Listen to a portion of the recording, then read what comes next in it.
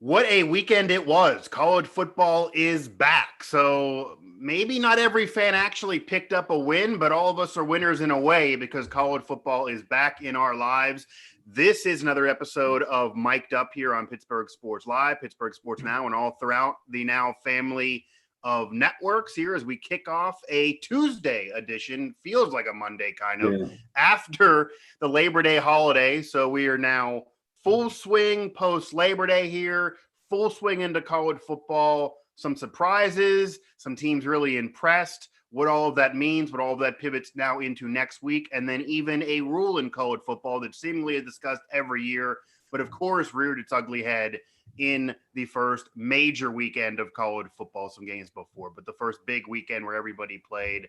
We're going to obviously touch on West Virginia's loss and if the climb is now in jeopardy, if they're falling off the mountain, maybe a little too early. Pitt and their very impressive victory, but how can you really gauge that against a team like UMass headed into a very big game against Tennessee? And then we're going to talk targeting, so get excited. I'm Mike Osti, that's Mike Vakovacan. So Mike, to get things started, I mean, Pitt had a big win. Kenny Pickett looked incredible through the air, on the ground, really looked as good as you want out of Kenny Pickett, out of Pitt.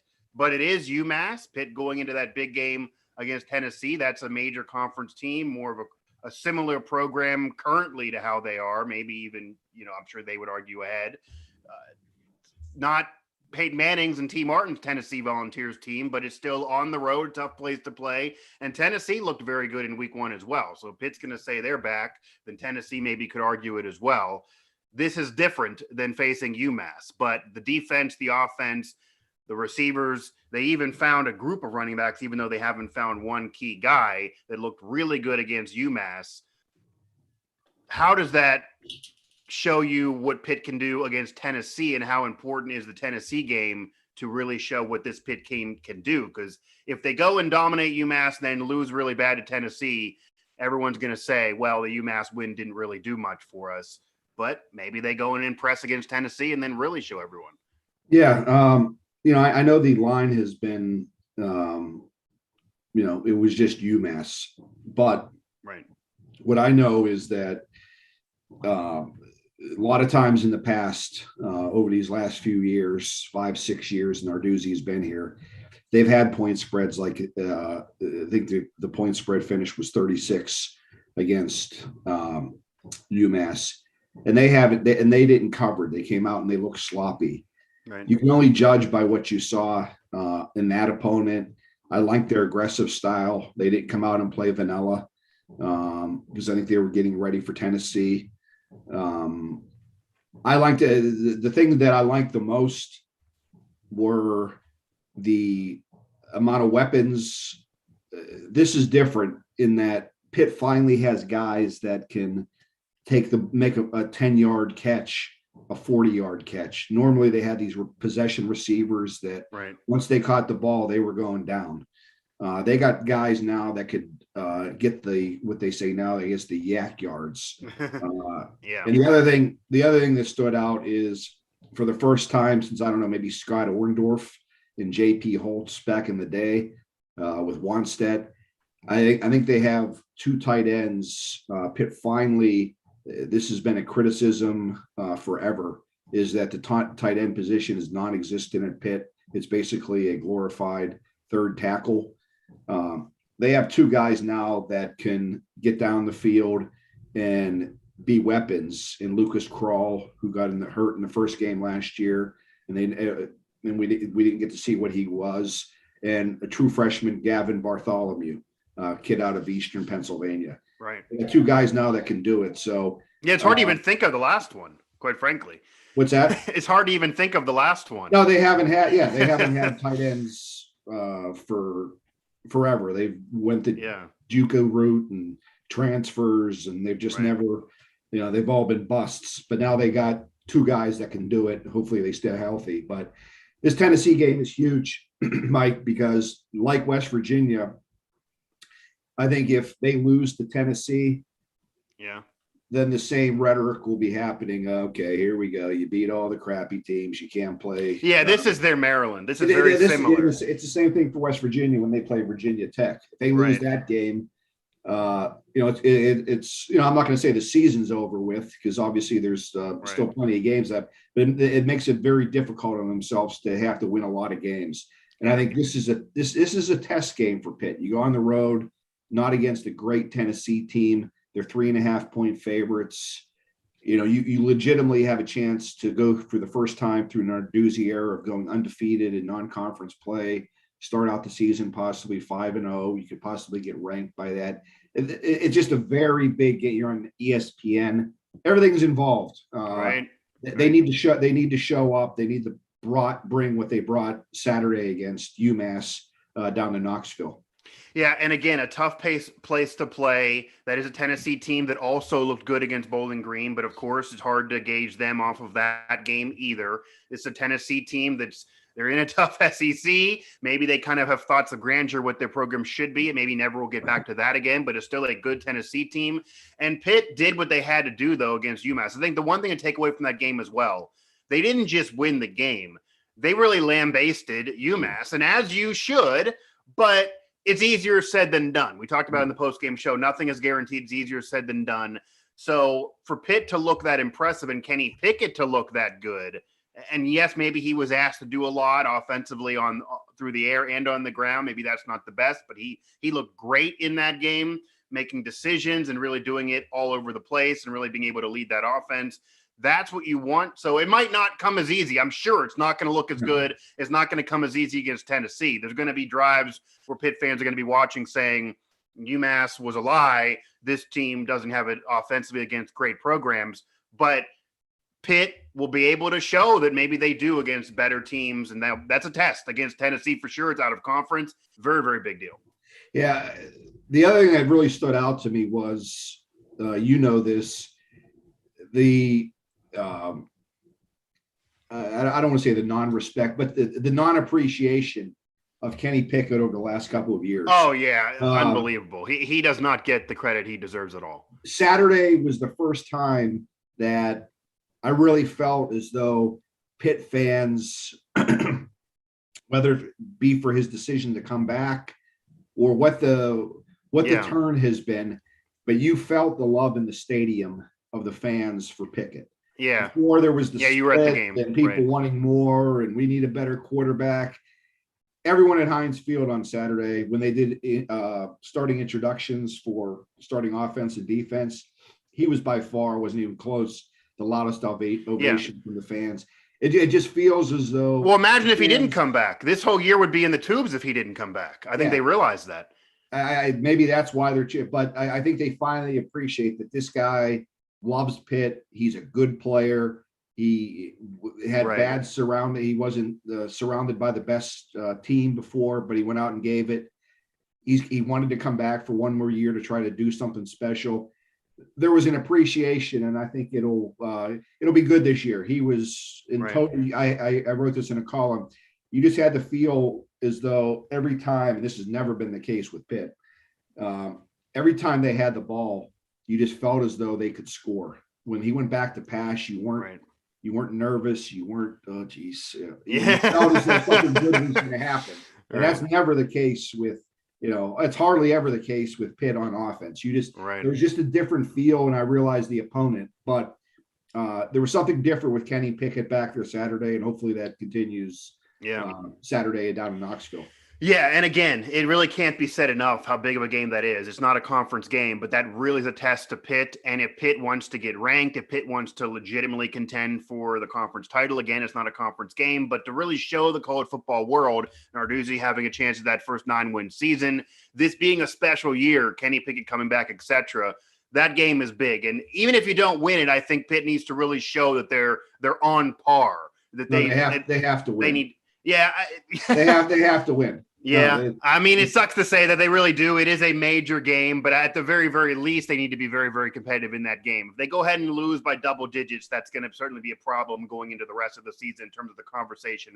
We'll pivot back to what it was. But Pitt looked really, really good, but it is UMass. Tennessee now is a major test. To flip it, though, Mike, here on Mike. Mike, I had a question for you. I didn't see the game. I didn't see the game because I was at Heinz Field.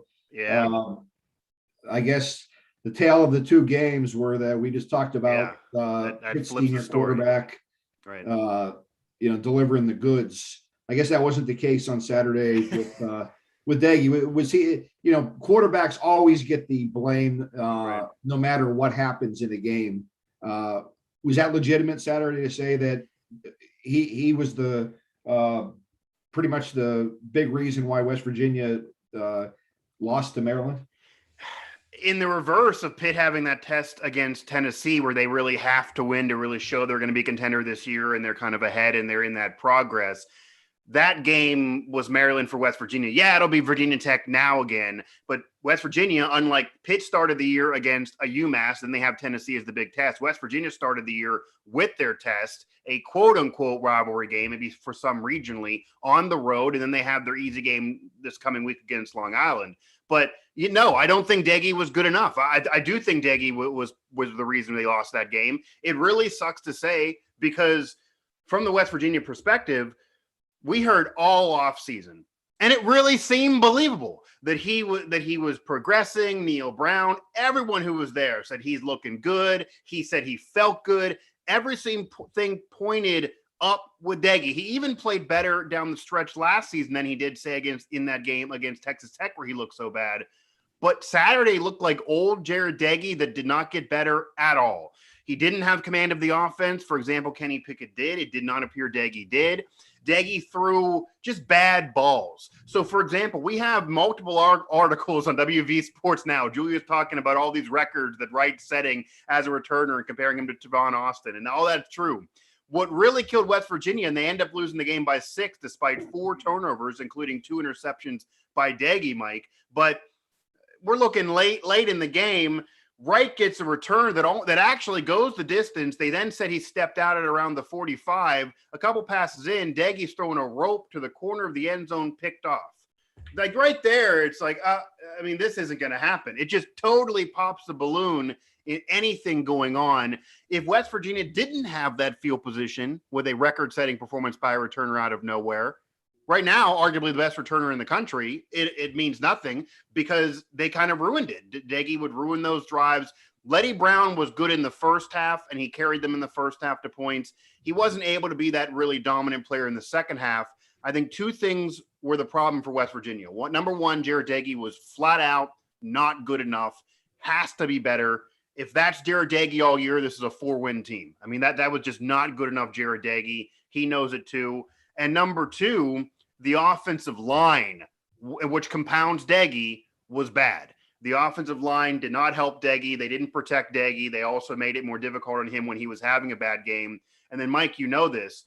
When your best player is a running back, even if he's a superstar, it's really hard to come back. Yeah. That's why you saw Letty Brown finish it with 60-plus and some receiving yards, and he wasn't able to get over 100 like he's been, and he wasn't able to be as dominant in the second half. Yes, the offensive line was bad, and that was a major problem, but then the offense had to be such a pass-first offense with an offensive line struggling, Deggy struggling with decisions. You basically took him out of the game, and then defensively, West Virginia, secondary-wise, didn't have the best of days. How did they stack up against Tua's brother? Yeah, little Tua had a solid day as well. I mean, West Virginia defensively on the defensive line with Darius Stills last year obviously was great. Dante still played well. The secondary was what I thought would be the weakness coming into the season. It still looked to be that. I guess they didn't play awful because if you look at the overall points and yards, it wasn't like he dominated. And again, it wasn't a total destruction. They only lost by 6 with the turnovers. I'm sure some could argue, and I had this poll up after the game, that did West Virginia implode or did Maryland win this game? You could argue a 6-point game with 4 turnovers, which include fumbles too, that West Virginia maybe killed themselves and did more to lose the game. But Tua threw some ropes out there, and the West Virginia secondary didn't really have a chance at those. I actually now, in retrospect, kind of feel, as much as that was a test for West Virginia, looking back defensively, that was maybe one of the worst quarterback matchups for that defense to face. Because if the weakness is the secondary, Maryland threw deep pass after deep pass because that's what Tua does, same as his older brother. And they just tested West Virginia's secondary that wasn't ready. They tested Deggy with their defense coming at West Virginia. He wasn't ready. And then they took Letty Brown out of the game. So that's your 3 tenets to what you want to do to beat West Virginia. And they did it all. And I also can say, and again, he's not on a hot seat at all. He has rope. Shane Lyons loves him. If you don't love him, you're going to be upset for probably 2 more years at minimum. Neil Brown is very popular in West Virginia. Borderline could probably run for some political office. He is weirdly popular right away and did take him to a bowl victory last year, but he didn't have a good day either. That was not a good day at the office for Neil Brown. There were some decisions that were odd. He kind of got very conservative once they got in the red zone after the field position was taken over by Wright. It was a weird atmosphere that almost seemed like the Mountaineers were not ready for the game, which is just insane based on the offseason and everything else. Maryland, honestly, to Maryland's credit, they acted like it was a bowl game. I mean, they wanted that win. They hadn't played West Virginia in a long time. They're a program that was middle of the road or bottom feeder ACC. Now they're basement of the Big Ten. I mean, they get no respect, and they were ready to go. But everyone there that I mentioned needs to be better. Yeah. And this is the situation. West Virginia fans, of course, it's going to be hard to gauge things for the turnaround against Long Island, but it goes, as you're saying, it goes back to Virginia Tech. They have to do it against the Hokies. That's a big game. That's also a rivalry game, maybe even to more fans. That's now a major test. And Jared-Dagey has to be better. Neil Brown has to be better. That should be a solid matchup. Virginia Tech certainly is not a dominant team based on how they've been in recent years. They're kind of on par. They should be able to do it. Who knows?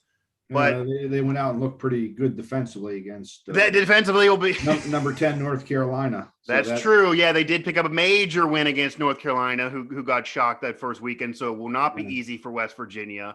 But again, Virginia Tech is one of those programs that I don't think it'd be shocking to anybody if they would get a win against North Carolina and then go ahead and lose to West Virginia after they're struggling. That's kind of what Virginia Tech's done over the last few years. So we will see. But if Jared-Dagey struggles in the first half of Virginia Tech, I guarantee you the fans are going to call for Green. I don't think he'll go to him yet, but it'll be interesting to see what the rope is, because Neil Brown and Jared-Dagey, to paint a picture as we get towards the end of the show, they have such a relationship, Mike, as you know that just, even being around your son playing sports, he has been around Jared-Dagey as a mentor / coach since Jared-Dagey was 12. He came back. This is it for college football for him. He's not going to the NFL probably, but he wants to play pro ball. He said that somewhere. If he pulls him early in a season, he's killing his career. So Neil Brown does not want to do that, but it'll be interesting what the rope now is, because he's 0 for 1 so far. Well, it's good that we're talking games. We're talking ups and downs. We're talking football again. So that's a good That is nice. Yeah. Mike Vukovic and Mike Osta here, of course, mic'd up, presented by Martin Lawn Services, 412-849-5894. So Pitt won, West Virginia did not. Penn State, which we also cover at Nittany Sports Now, got a big win over Wisconsin as well. That covers over there at Nittany Sports Now, and James Franklin's post-game press conference over there at Pittsburgh Sports Live. Obviously, another weekend coming up, but I think one thing that we know is going to happen again, death, taxes, and targeting running amok in college football. So we don't know what these teams are going to do. It's certainly a crapshoot to try to predict that. But, Mike, does college football need to do something about targeting? Because not only does it seem like nobody's aware of how you call it or what the call is, but I think what sucks for me so much, and we saw this, speaking of Penn State again, we saw this in the Penn State game, we saw this in the Ole Miss game last night, Ole Miss Louisville, but definitely with Ellis Brooks with Penn State that almost cost them that game against Wisconsin. It really sucks for me that when targeting is called, you're ejected from the game, you're sitting out the first half of the next week. If targeting's there, okay, call it, have a penalty, do whatever you want, but it's a judgment call. It's not intentional all the time. And even if it's not intentional, you're kicking a guy out of a game that could really decide things. It's usually the corner that is a major factor in the game, or the safety.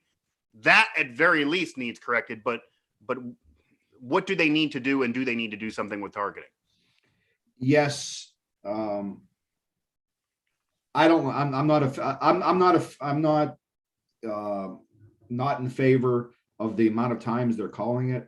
Right. I do hate the objection. I don't know because then you get into a judgment call, which was, what was, what was vicious and stuff.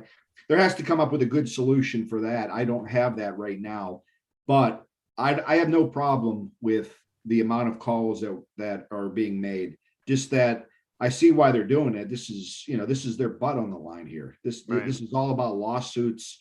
This is all about head injuries, people coming back later Yeah, on. especially with kids. And Yeah, this is totally what it's all about litigation on sure, this. sure. But at the same time, these players have to learn. Just in baseball, you pick up an umpire on a strike zone. If he's calling a high pitch, you better swing at it. Same thing with football. They're calling it tackle right. The fundamentals of leading with your head, they want to take that out. Right. It's not only going to help the player with the ball, it's going to help you who can sustain an injury.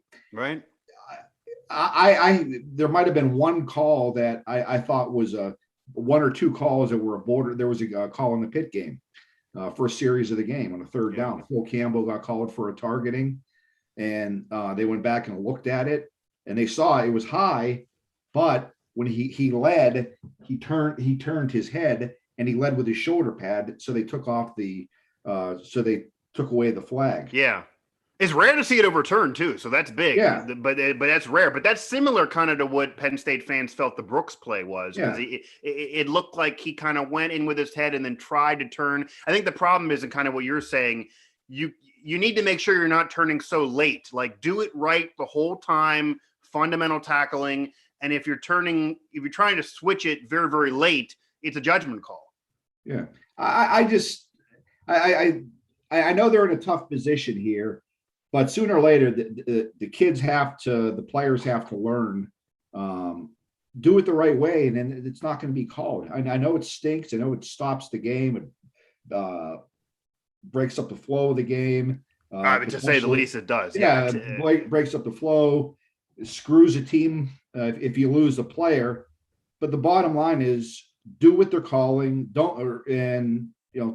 Use proper fundamentals, and then this won't be an issue. Yeah, I hear you. Absolutely. And that is why they're doing it. I think maybe what upsets the fans is the inconsistency in terms of the officiating crew, and also just the confusion. It's like what a catch was in the NFL for a while. Sometimes the confusion of when it's called and why it's called, etc. But you do need to have something like this. It's all about injuries, and especially in college football, even more than the pros, because they would get lawsuits all over the place, especially now with the new rules and money being exchanged if they didn't have something like this.